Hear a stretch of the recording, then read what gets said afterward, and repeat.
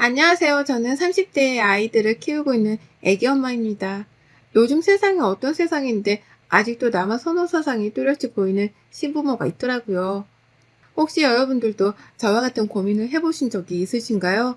저는 살면서 한 번도 느껴보지 못했던 무참한 심정과 감정들을 결혼 생활 내내 겪어야만 했습니다.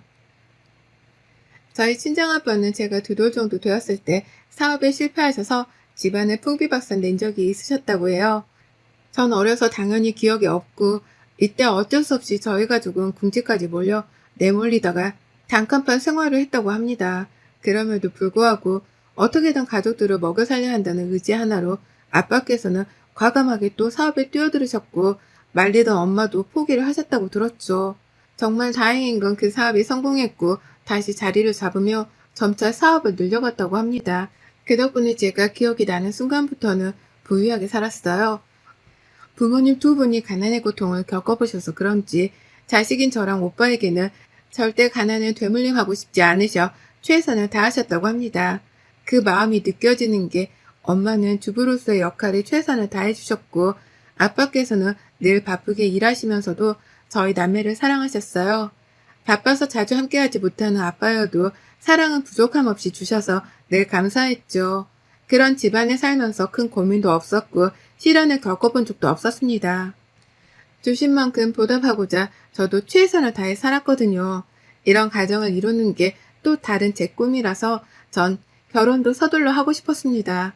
사회생활을 하던 중에 소개로 만나게 된 남편과는 2년 조금 안 되게 연애를 했고 이어 결혼을 하고 싶었어요. 친정 부모님께 결혼을 하고 싶다고 말을 했지만 반응은 좋지 않았죠. 수진아, 너 아직 20대인데 뭐하러 결혼을 서둘러서 하려고 해. 아직 시간도 많은데 조금 더 천천히 지켜보고 하는 게 좋겠어. 아직은 너무 이르다. 그래, 그건 엄마 말이 맞고 아빠도 똑같은 생각이야. 그렇게 서두른다고 좋을 게 뭐가 있겠어, 안 그래? 그리고 막말로 신랑감이라고 인사시킨 그 친구 아빠는 별로 마음에 안 든다. 사람은 어느 정도 수준이 비슷한 사람들이랑 살아야 좋은 거야. 그렇게 한쪽이 확 기울면 결국 너만 힘들다고. 이게 다 널 위한 소리야. 정말 날 위한다면 결혼을 허락해줘. 신중하게 결정한 거야. 순간의 감정이 아니라고. 그리고 우리 집도 가난했었다며. 집안 때문에 반대한다고 계속 그렇게 말하면 나 솔직히 실망할 것 같아. 엄마가 살아보니 그래. 한쪽이 너무 기울면 있는 쪽이 계속 쏟아붓게 되고 지친다고. 가난해서 받아주기 싫은 게 아니라 너가 힘들까봐 그런 거라고. 수진아, 왜 이렇게 엄마 아빠 마음을 몰라주니? 아니, 힘들어도 내가 힘든 거고 난 이 결혼 할 거야. 부모님과 큰 소리 내며 다툰 게 이때가 처음이었습니다.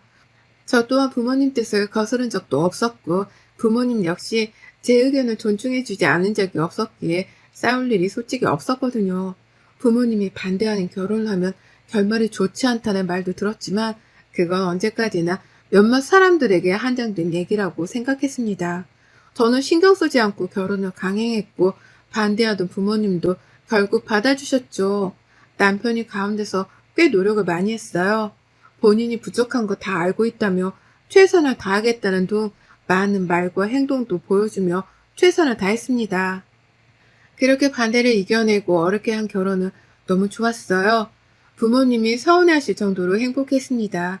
결혼하는데 비용은 전적으로 저희 쪽이 부담을 많이 하긴 했지만 그런 건 상관없었고 제가 이 사람과 행복하면 된다고 생각했어요.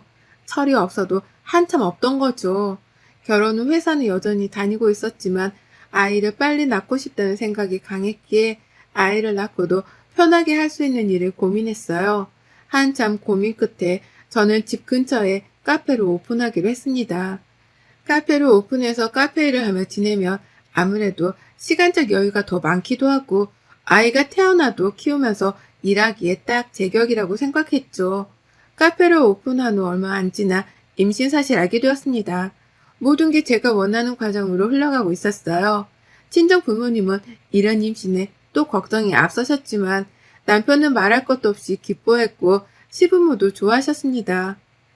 가만 보면 새아가가 복덩이가 따로 없어. 새아기 너 들어오고 나서부터 우리 집 일이 아주 술술 풀리는 것 같아. 그래 맞아 고생했다 새아가. 혹시 성별은 아직이지? 네, 아직 초기라서 알 수는 없어요. 성별을 알아서 뭐해? 태목이 딱 장군감인데 아들이지 아들. 그런가?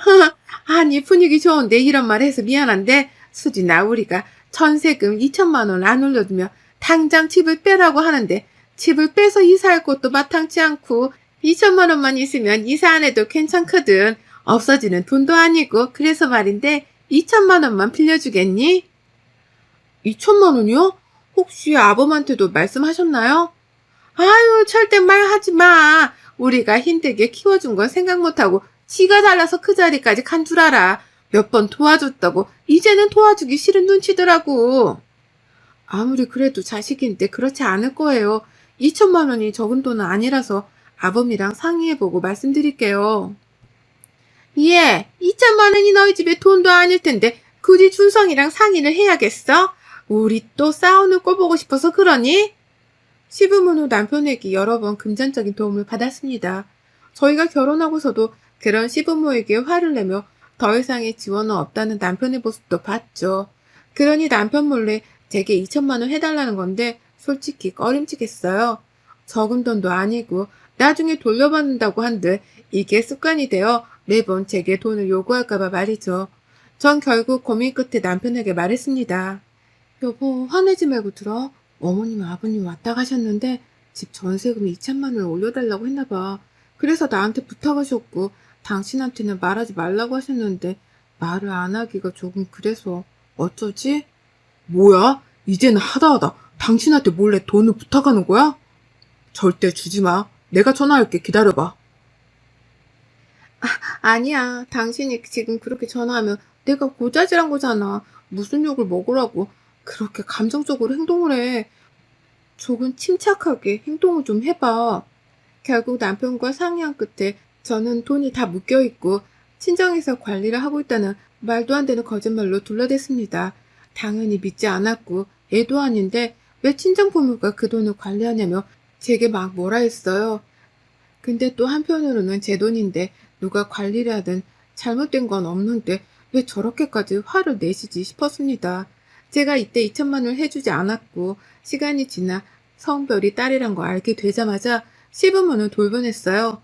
그 전까지는 새아가라고 다정하게 불러주시던 호칭이 야, 쟤, 너로 바뀌었죠. 예, 너 오늘 집에 와서 나 좀 도와라. 파김치 좀 담으려고 하는데 혼자 하기가 힘들어서. 어머님 저도 몸이 별로 안 좋아서요. 오늘은 힘들 것 같아요. 임신한 게 뭔 벼슬이라고 몸이 좋네 안 좋네 이러고 있어?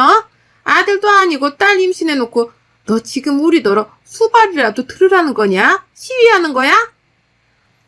네? 제가 언제 그렇게 말을 했어요 어머님. 왜 그러세요? 정말 몸이 힘들어서 그런 거예요.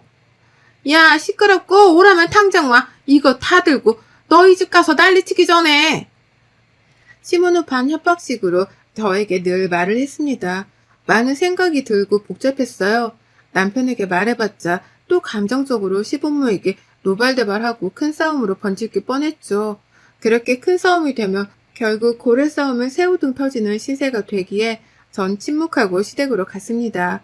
정말 컨디션이 좋지 않아서 쉬고 싶었으나 시댁에 도착해보니 화가 무수히 쌓여있고 인상 쓰고 있는 시모가 보였죠. 제게 앞치마를 휙 던지더니 말씀하셨습니다. 뭐예? 왔으면 앉아서 일하지 않고 멍청하게 멀뚱거리고 있어? 오늘 안에 집에 안 가고 싶냐? 어머님, 팔을 이렇게 많이 하세요? 식구들 다 먹지도 못할 것 같은데. 누가 너한테 먹으라고 했니? 네 동서가 먹고 싶다고 해서 하는 거니까 그렇게 알고 입 다물고 빨리 해. 오늘 해야 내일 바로 주지. 동서요? 야, 시끄럽다고. 얼른 앉아서 파 다듬기나 해. 영문을 모르겠었죠. 갑자기 웬 동서지 싶었는데 얘기를 들어보니 제게 동서가 생겼더라고요. 그쪽에서 혼자 임신을 하는 바람에 급하게 정신없이 살림부터 합쳤고 식은 나중에 올리기로 했답니다. 그런데 동서의 뱃속에 있는 아이의 성별은 시부모가 그토록 원하던 남아였죠.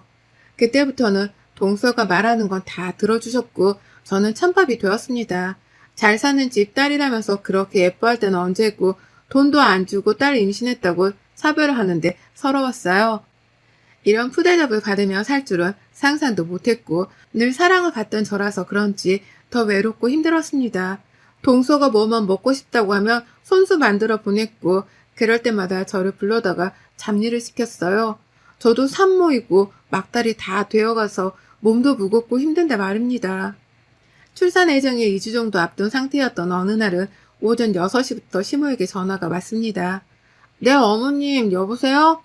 예, 너는 지금 해가 중천에 떴는데 아직도 게으르게 자고 있니? 그러면 뒤룩뒤룩 살밖에 더 찌겠어? 얼른 집으로 좀 와라. 네? 지금요? 무슨 일이신데요? 어머님, 지금 오전 6시예요. 내가 시계도 못 보겠니? 참만 말고 빨리 와. 안 그럼 내가 갈게. 또 저렇게 말하고 뚝 전화를 끊어버렸고 옆에서 통화 내용을 듣고 있던 남편은 제 눈치를 봤죠. 전 너무 화가 나서 짜증을 냈습니다. 아, 지금 이게 뭐 하자는 거냐고. 오전 6시에 사람이 오라 말아야. 대체 어머니 왜 이러셔? 내가 아들 못 가져서 이러는 것도 한두 번이지. 요즘 세상에 딸 아들 차별하는 사람이 어딨어. 진짜 못 참겠다 더 이상. 여보, 내가 미안해. 화 풀어라, 응? 미안하면 다야? 달라지는 게 없잖아. 임신한 내내 구박받고 욕먹고 이유 없이 불려다니면서 동서 뒤치다거리나 하고 있는데 내가 왜 이렇게 살아야 하냐고. 그렇게 미안하면 뭔가 해결을 해봐. 말로만 하지 말고. 결국 남편은 이날 확 돌아버린 제 모습을 보고 이대로는 안 되겠다 생각을 했는지 연차를 쓰고 함께 시댁으로 갔습니다. 남편이 함께 온 줄은 모른 시모는 평소처럼 제게 막 뭐라고 했죠. 야, 너 내가 오라고 한 지가 언제인데 이제서야 왔어? 어? 그렇게 곰뱅이 같아서 얘는 키우겠냐? 아무튼 시간 없으니까 얼른 와서 음식이나 해. 이건 또 뭐예요, 어머님? 아니, 저게 하라면 하지. 꼭 저렇게 토를 달아 사람 열받게.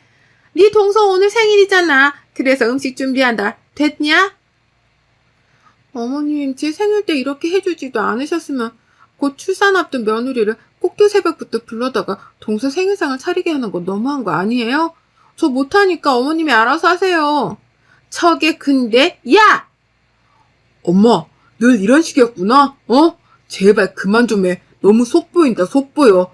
왜? 그쪽에서 돈 좀 받았어? 그래서 돈 나올 구멍이 거기밖에 없으니까 알아서 잘해주는 거야? 적당히 좀 해. 이 사람한테 함부로 하지 말라고. 뭐야? 춘성이 네가 왜 왔어? 내가 왜 온 게 중요해? 한두 번도 아니고 이 사람 오라가라 하지 마. 괴롭히지 말라고. 그렇게 남편은 시모에게 소리를 지른 후 저를 데리고 나갔습니다. 나와서 얼마나 서러운지 눈물을 한 바가지 흘렸죠. 그 서러움을 다 견뎌내며 딸아이를 무사히 출산했어요. 아이가 태어나고 나니 시모에 대한 생각을 할 수도 없을 만큼 정신없는 하루하루를 보냈습니다. 정신이 없다 못해 막 하루가 어떻게 지나가는 줄 모르겠었죠. 그런 와중에 시모에게 전화가 왔습니다. 얘는 안 돼. 지금 집 앞으로 갈 테니까 애 데리고 좀 나와라. 로아를 데리고요? 왜요? 그냥 좀 나오라면 나와. 갈 곳 있으니까. 갑자기 딸아이를 데리고 나오라는 시모의 말에 뭔가 이상했지만 나갔어요. 생전 딸아이에게 곁을 주지도 않던 시모라 별로 원치 않았지만 말이죠. 그런데 시모는 저랑 딸아이를 태우고 동선의 집으로 갔습니다. 어머님, 여기 동선의 아니에요? 여길 왜 온 거예요? 들어가 보면 알아. 얼른 들어가. 그렇게 거의 반 강제로 동선의 집에 도착을 했습니다. 동선의 집은 무슨 전쟁이라도 난 듯 난리도 아니었죠. 설거지는 잔뜩 쌓여서 냄새에 날파리가 꼬이고 있었고 온 집안은 난리 법석이었습니다. 한 걸음씩 걸을 때마다 발에 옷가지가 걸렸고 동서는 굳은 표정으로 저희에게 인사를 했고 막 태어난 동서 아들은 울고 있었죠. 대체 이게 무슨 일이에요, 어머님? 네 형님 왔으니까 넌 들어가서 한숨 푹 자. 얘는 내가 볼 거고 네 형님이 청소 싹 해줄 거야. 알겠지? 얘가 얼마나 힘들었으면 세상에 울면서 전화를 다 해. 내가 속상해서 정말 한 걸음에 달려왔어. 네? 어머님, 제가 왜 청소를 해요? 이러려고 얘까지 데리고 나오라고 하신 거예요? 진짜 너무하시네. 죄송해요, 형님. 제가 너무 힘들었어요. 아들 키우는 게 보통 일이 아니네요. 형님은 딸이라 수월하시죠? 부럽네요. 얘가 말도 못하고 태어난 지 얼마 되지도 않았는데 힘든 거 똑같지. 거기에 성별이 왜 붙어? 그리고 나도 똑같이 애 키우면서 집안일하고 힘든 건 매한가지인데 내가 왜 동서집을 치워줘? 그런 일로 힘들다고 울면서 전화까지 할 일이야? 얘, 너 지금 왜 애를 잡고 그래? 형님이면 형님답게 행동해야지. 집에 빨리 가고 싶으면 네가 빨리 치우면 될 일이지. 시모는 저더러 그 난장판이 된 집을 치우라고 했지만 전 그러고 싶지 않았어요. 제 딸아이를 다시 안아들고는 말했죠. 치우고 싶으면 동서 네가 직접 치우고 살아. 그게 싫으면 어지르지 말던가. 정 치우고 싶으면 어머님이 대신 치워주시던가요. 전 그렇게 하고 싶지 않네요. 앞으로 이런 일로 또 저 부르시면 그땐 저 가만 못 있어요. 야, 너 어디가? 뒤통수에 욕까지 하는 시모를 무시한 채 아이를 데리고 택시를 탔어요. 집에 와서 생각을 하면 할수록 너무 열받는 겁니다. 남편은 이 사실을 알고 시모에게 아주 난리를 쳤고 본인 동생에게 전화해서도 난리를 쳤어요. 마누라 관리 똑바로 하라면서 어디 형님한테 싸가지 없이 그렇게 말하냐고 막 난리를 쳤죠. 그 후 잠잠해진 덕분에 마음 편히 지내고 있었습니다. 그러던 어느 날 시모에게 전화 한 통을 받았죠. 아유, 얘 수진아, 이거 어쩌냐? 큰일이다. 저것들이 싸운 건지 뭔지 이혼한단다. 그래놓고 애까지 두고 저것이 사라졌어. 네? 얘를 아무리 달래봐도 울고 차지러지고 난리도 아니야. 이를 어쩌니? 백년야로 할 것처럼 굴더니 결국 둘이 이혼했어요. 동서는 이렇게 살려고 결혼한 게 아니라면서 이혼을 요구했고 본인이 배 아파 낳은 자식까지 두고 떠났습니다. 결국 시부모 집에 덩그러니 남게 된 귀한 손자는 이러지도 저러지도 못한 채 시부모 발만 동동 구르게 했죠. 애를 키운 지가 오래돼서 그런지 시물손이 거칠어서인지 아이가 영 쉽게 달래지지 않았고 통화 너머 자지러지는 소리에 어쩔 수 없이 갔습니다. 가서 아이를 안고 달래니 눈물이 뚝 그쳤고 잠들었죠. 어머님 어쩌시려고요? 서방님은 뭐 어쩌시겠대요? 일하면서 애를 어떻게 키워요? 오늘이야 제가 왔다고 하지만 매번 이렇게 올 수도 없어요, 저도. 그렇겠지. 그런데 당분간이라도 좀 부탁 좀 하자. 너 오니까 애가 눈물 쏙 그치는 거 너도 봤잖니? 아니요, 싫어요. 저도 제 새끼 키우느라 바쁘고 카페 관리하느라 정신 없어요. 제가 뭐 집에서 노는 줄 아세요? 어머님이 적응을 하셔야죠. 그리고 서방님이 알아서 할 문제인데 왜 저한테 그러세요? 전 시모에게 딱 잘라서 봐주지 않을 거라고 했죠. 그런데 여기서 남편이 나서더라고요. 여보, 우리도 애가 있잖아. 얘를 생각해서라도 봐주자, 응? 엄마가 얘를 못 보는데 어떡해. 당장 방법이 없잖아. 우리가 봐주는 게 아니라 나 혼자 보는 거잖아. 지금 노아 혼자 보는 것도 버겁고 힘겨워. 당신까지 이럴래? 전 그렇게 봐주고 싶으면 당신이 회사 그만두고 봐주던가. 나한테 이런 말 하지 마. 우리 딸 하나, 아들 하나 낳고 싶어 했잖아. 그냥 호적에 올리고 같이 키우자. 어때? 뭐라고? 당신 진짜 돌았니? 미쳤구나. 그냥. 갑자기 서방님 아이를 저희 호적에 올려서 키우자는 남편의 말을 듣고 헛웃음만 나왔습니다. 그리고 어이가 없으니 욕도 안 나왔죠. 그 이후 시부모까지 집에 찾아와서 호적에 애를 올려서 키우라고 강요를 했고 전 드디어 폭발하고야 말았습니다. 그간 반대하는 결혼을 해서 꼭 잘 사는 모습을 보이고 싶다는 마음에 부모님께 이런 상황을 말씀드리지 않았어요. 그러나 더 이상은 버티는 게 무의미하다고 생각했죠. 친정에 찾아가서 제가 겪은 모든 것들을 다 말씀드렸고 부모님은 분노하시며 당장 이혼하라고 하셨습니다. 네가 부족한 게 뭐가 있다고 그딴 집에서 그런 취급을 받아, 응? 거기다 우리 로아 딸이든 아들이든 저 이쁜 걸 차별한단 말이야? 내가 가만 안 두지. 당장 짐 빼고 이혼해. 넌 혼자 사는 게 더 잘 사는 거고 잘 사는 게 복수야. 아빠의 말을 듣고 전 곧장 남편에게 이혼을 요구했습니다. 남편은 정말 왜 그러냐며 저를 붙잡았지만 거들떠 보지도 않았고 친정 아빠까지 집으로 찾아오셔서 남편이 제게 아무것도 못하도록 난리를 치셔서 그 사이에 모든 짐을 빼고 이사를 했어요. 끝까지 저를 붙잡는 남편의 뺨을 치며 아빠는 말씀하셨죠. 너처럼 보잘것없는 놈한테 내 딸 줬으면 약속대로 행복하게 해줘야지. 어디서 이 나쁜 놈이 내 딸 눈에 피눈물을 흘리게 해? 나도 그렇게 안 키웠어, 내 딸. 내 눈앞에 한 번만 더 보이면 니네 집안 전체를 박살낼 거니까 그렇게 알아? 명심해. 이혼을 했고 아이와 함께 살고 있는데 시모까지 전화가 왔습니다.